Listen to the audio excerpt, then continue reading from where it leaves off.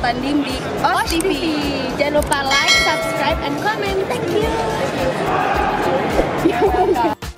Ya buat semuanya ini untuk anak-anak karate karena ini bermanfaat semua ilmunya. Jangan lupa subscribe channelnya OS TV channel buat anak karate semuanya. Gaspol keren banget. Like and comment share. Gaspol. Dan guys, jangan lupa like, subscribe, comment di OS TV. Ayo teman-teman. Oke, buat kalian yang suka nonton OS TV, jangan lupa subscribe channelnya OS TV ya. Subscribe. Hai, gue Irfan Hakim. Ayo, please share, like, and subscribe OSH TV. OS TV. Saksikan info karate di OS TV. Seno, OS. Salam Osmania, kembali lagi bersama saya Ricky Muhtar di OS TV. Kalau Anda menyaksikan video-video PON kemarin, ada salah satu atlet yang viewernya paling banyak. Terakhir itu berapa ya? Hampir 30.000 ya? 25, 30-an gitu. Iya.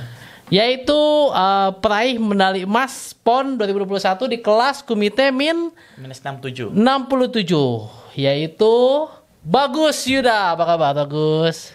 Baik sih Mbak. Kamu capek banget karena di tengah malam ini baru nyampe landing tadi pagi kan? Iya, tadi pagi jam 9. Cuma istirahat bentar. Kemudian langsung ya banyak aktivitas baru kesini ya. Iya sih. Saya punya data kamu ini. Kalau dilihat ini pertama kali kamu masuk senior dan juara di kelas min 67 ya.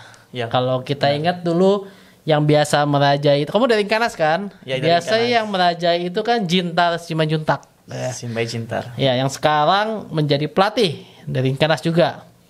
Nah, berarti istilahnya kamu ini di senior termasuk baru ya. Baru.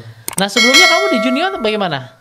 Bisa ceritain nggak dulu perjalanan kamu? Dulu saya di junior di kelas minus 68. Awal naik junior itu 2018. 2018. Ya. Karena sebelumnya masih masuk kadet ya. Iya. Kamu berarti udah aktif sejak usia kadet ya, juara nasional ya. Iya, kadet.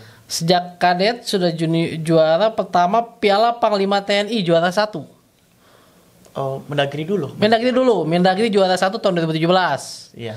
Lanjutnya Piala Panglima TNI 2017 juara 1 juga. Iya. Baru Mendagri berikutnya 2018 junior masuk kelas min 68. Iya.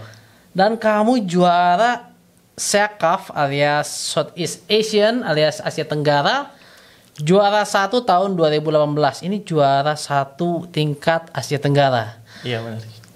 Dan kamu baru juara 3 AKF tahun 2018 di Jepang. Kalau nggak salah Yokohama ya ini ya. Okinawa. Okinawa. Iya. Jadi ternyata kamu bukan juara baru sebenarnya ya. Karena sebelumnya kamu sudah banyak juara termasuk di kadet dan junior dan tingkat Asia. Iya. Gimana perasaan kamu masuk senior dan langsung juara 1 ya? Perasaan saya sih awalnya sih tegang. Masih junior kan kita menganjak di kelas under sebenarnya, under 21. Under 21 ya, ada di Piala Panglima ya, Ya, sempat under juara 1 juga. Terus tiba-tiba prapon kan mau nggak mau kan kita harus senior semua. Iya. Jadi yang pertama perasaan saya tegang, terus kayak nggak yakin awalnya, kayak saya bisa apa enggak ini nanti ngadepi senior saya yang masih main di kelas saya tuh. Terus dengan latihan, dengan nyiapin semuanya, dengan kayak disupport sama pelatih semua, terus dibimbing semua, mental saya dididik. Di situ saya mulai yakin ngadepin semuanya. Terus udah latihan berapa tahun, ini waktunya buat nunjukin kalau misalnya kamu harus bisa. Luar biasa ya. Ini penantian kamu lama loh. Kamu kan masuk senior itu pas prapon ya.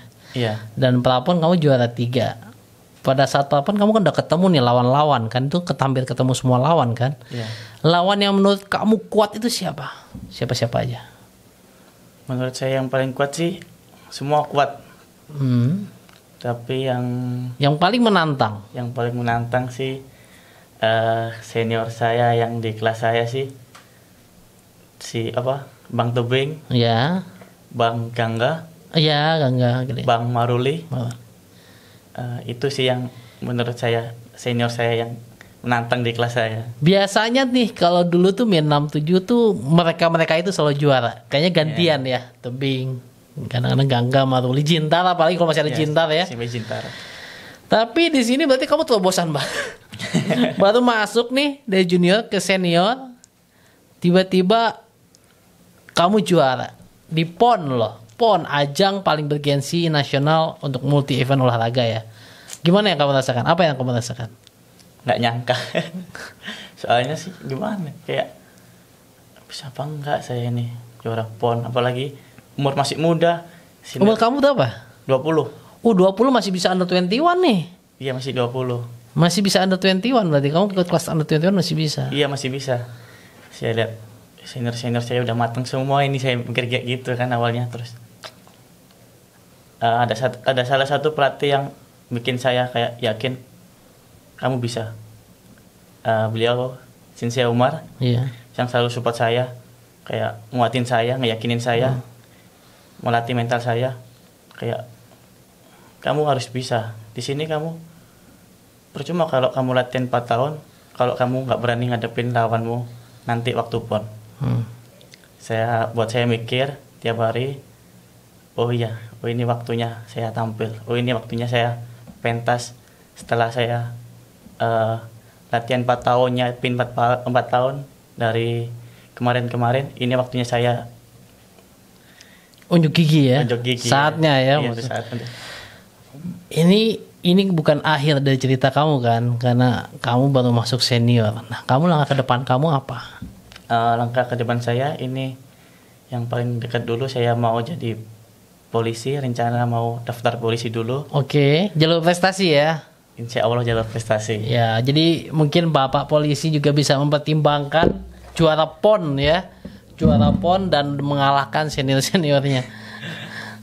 Terus kemudian Saya juga berterima kasih sama Pak Badrodin Haiti yang telah mensupport saya, ke Sensei Titi, Sensei terutama juga Sensei Ricky, Sensei Umar dan Sensei Bisma yang itu apa kayak yang nemenin saya di proses, saya ketika saya di bawah, ketika saya nggak percaya diri. Mereka orang yang berjasa di karir saya.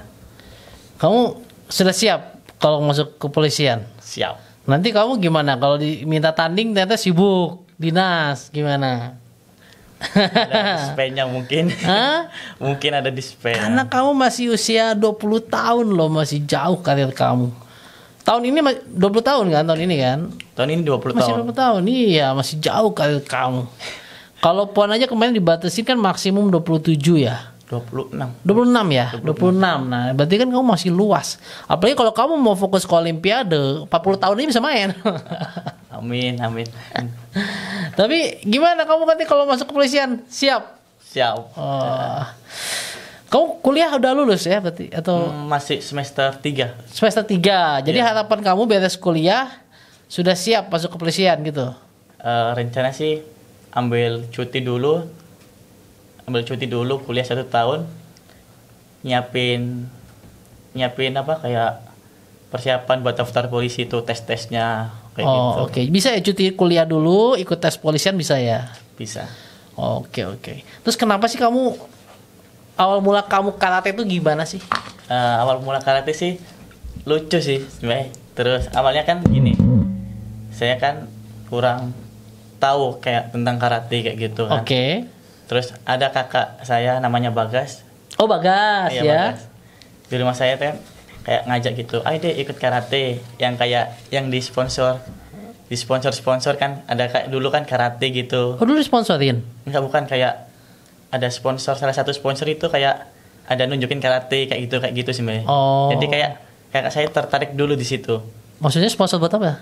Enggak, kayak ada salah satu sponsor nih yang di iklan TV tuh. Oh lihat Ada. iklan.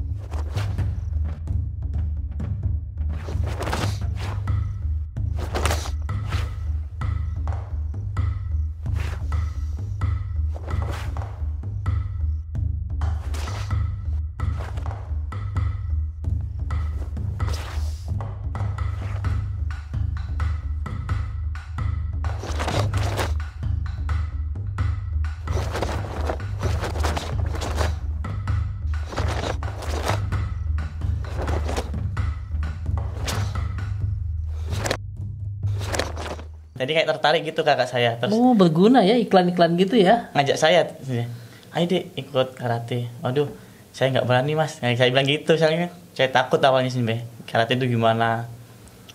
Terus mau nggak mau kan, apalagi kan kita selisih 1 tahun sih, Mbak. Mm-mm. Jadi kayak kalau misalnya kakak saya harus gitu, saya juga ngikutin. Ya udah kayak ya udahlah ikut gitu awal-awal gitu. Terus berjalannya waktu sampai 2 tahun mulai dilatih sama si Mebisma itu. Si Mebisma itu kayak prestasi udah kayak mulai Kau berarti di Sidoarjo? di Surabaya. Oh, Surabaya. Oke. Si Mebisma yang datang ke Surabaya. Bolak-balik. Tiap hari bolak-balik gitu. Luar biasa. Berapa jam itu ke situ? 1 jam mungkin. 1 jam ya. 1 jam Masih mungkin. deket lah 1 jam. Ya, Saya ke kira-kira. kantornya 2 jam. Kemudian Terus kita kayak dilatih mulai nol lagi, kayak dasar komite kayak gimana, latihan berjam-jam sih Mbak. Kayak dari jam 4 bisa-bisa sampai jam 10 malam gitu, tiap hari gitu terus. Jadi kayak kita udah kayak jenuh kayak gitu kan akhirnya. Tapi kayak jenuhnya itu kayak terbayar gitu. Jadi kayak kita waktu juara gitu, ini ya rasanya kayak juara gitu. Seneng banget, Sebelumnya ya. kan belum pernah juara sih Mbak. Iya. Berapa tahun belum pernah juara saya. Jadi setelah dilatih sama Wisma, kayak kok capek banget gini latihan karate. Kok gini banget kayak bosen gitu. Tapi waktu kita pertandingan puas. aslinya kita dapat kayak, ini mungkin. Ini hasilnya. Ini hasilnya. Terus beranjak situ, alhamdulillah kayak prestasi saya naik terus sampai sekarang. Kamu berapa lama dulu nggak juara? Sejak pertama kali belajar karate? 1,5 tahun mungkin. 1,5 tahun termasuk cepet lah.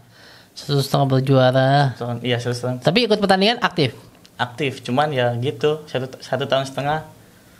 Mungkin juaranya cuma sekali, itu aja. Oke. Dan setelah itu udah kayak naik pelan-pelan dikit-dikit. Udah biasa lah ya. Ya. Pengalaman menarik apa yang kamu temukan selama kamu latihan karate atau belajar karate ini?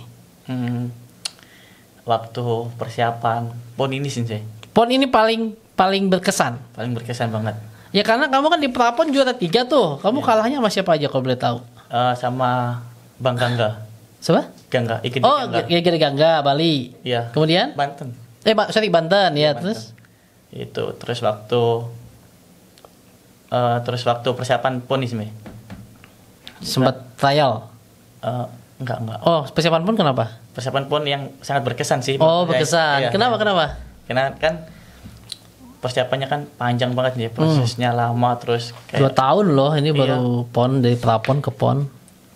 Tapi ada pandemi kayak PON diundur ini ada hikmahnya saya sendiri. Kenapa? Jadi kayak kita nyiapin kayak lebih siap lagi sih, biar Oh, kita I lebih see. kayak kayak ini persiapanku 2 tahun pasti aku bakal buktiin. Kalau PON nggak ditunda, kamu yakin kamu menang nggak? Yakin mesti. Yakin menang juga. Misalnya PON nggak ditunda nih 2020. Yakin. Nggak 2021, yakin menang juga. Oh, Yakin luar menang. biasa. Terus latihannya ada yang kamu rasakan beda atau gimana? Waktu latihan sih sebelum 5 bulan sebelum PON saya terkena cedera hamstring. Oh, Waktu saya udah top performance, terus di situ saya kan udah waktu saya udah kayak naik, udah kayak cocok ini, udah siap. Waktu itu saya kena hamstring, udah mental saya down, terus nggak latihan 1 bulan sebenarnya. sebulan nggak latihan? Iya, kayak harus terapi dulu, fisioterapi, terus dikasih program tersendiri biar gimana caranya biar kayak pulihnya cepet gitu sebenarnya. Ya itu, jadi kayak saya lihat teman saya kayak berlatih keras terus capek banget, kayak saya lihat itu kayak aduh kok kayak gini, saya kok kapan aku bisa latihan kalau gini terus. Saya dibuat jarang gitu, susah sih kayak, jadi kayak diangkat gitu kakinya kalau hamstring gitu.